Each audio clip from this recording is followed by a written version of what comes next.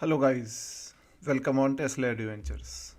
In this video, it is given in the situation that this is a cylinder which is completely filled with liquid of density rho, and it is packed from both of the ends. This cylinder is being taken in the upward direction with an acceleration of a, and it is also rotated about this axis with an angular velocity of omega. So we have to find out the pressure difference between point B and A. So to find out the pressure difference between B and A, where A is at a distance of R1 on this side of the axis, and B is at a distance of R2 from on this side of the axis. The distance between A and C is h, and C is at the same level of B. So the vertical distance between A and B is h.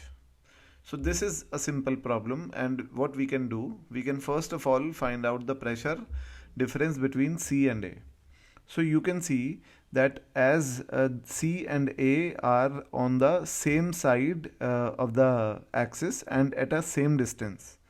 In fact, I would not say on the same side because it doesn't matter that C is on this side or this side. If C is at a same distance from the axis, then the pressure at A and C will be equal due to rotation. Okay, so there is no pressure difference between A and C due to rotation. But due to the fact that C is vertically below A by a distance of h, therefore the pressure at C would be greater. So I can say that PC minus PA will be equal to H rho, and G effective will be G plus A. Because this container is accelerating in the upward direction, so mg and ma would be acting in the downward direction, so G effective would be G plus A.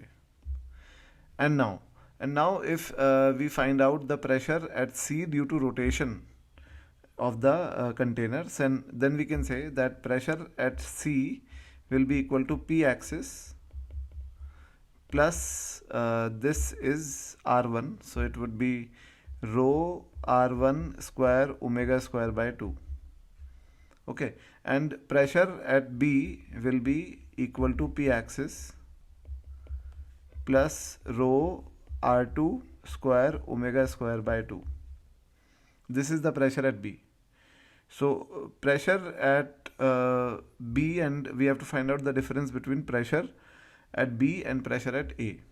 So what we can do, we can find out the value of, we know the value of this PB, and we can substitute PC here. So PA will be equal to, we are substituting this complete value in this one.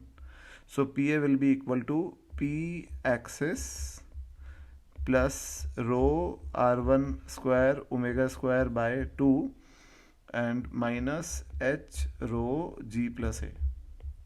This will be PA, and obviously PB minus PA will be equal to this is rho omega square by 2, and this would be R2 square minus R1 square, and plus this is H rho G plus A. So this will be the difference of pressure between B and A. Thank you.